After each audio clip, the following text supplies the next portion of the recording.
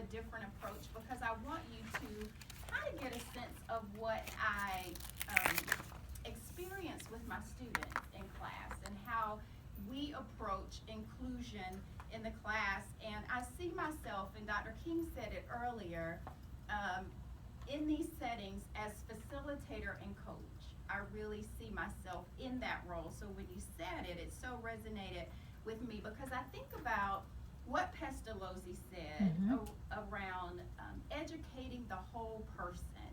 And so I have a great expectation that when students come into the classroom, that they have an opportunity to bring all of who they are.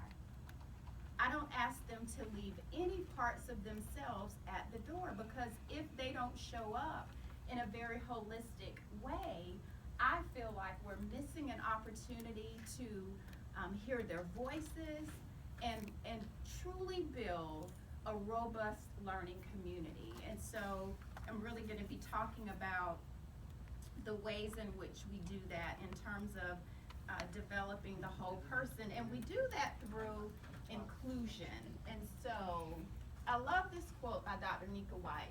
There's only one way to do the work of inclusion, and that's with the heart of tenacity, the spirit of conviction, a source of clarity, and most importantly, with intentionality.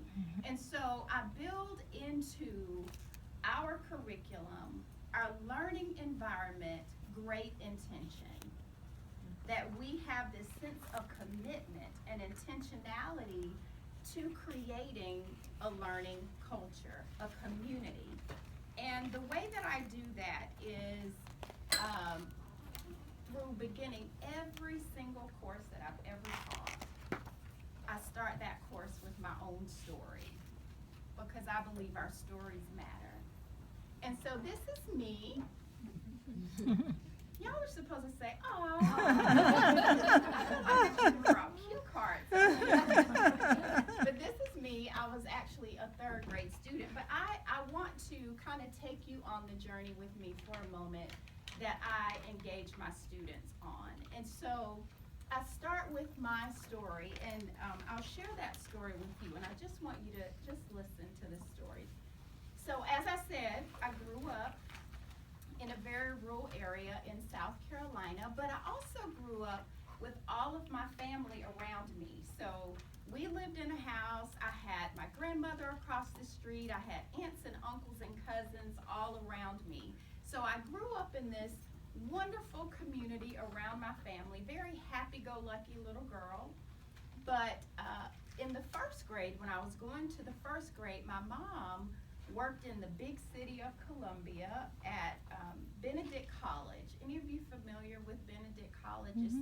It's a historically black college in the heart of the city. And my mom worked in the registrar's office. And because my mom worked in the registrar's office, I had an opportunity to go to Waverly Elementary in the city, which was an all-black school right around the corner from Benedict College. Now keep in mind this was in the 60s because I am a child of the 60s. Oh, thank you. Cue card.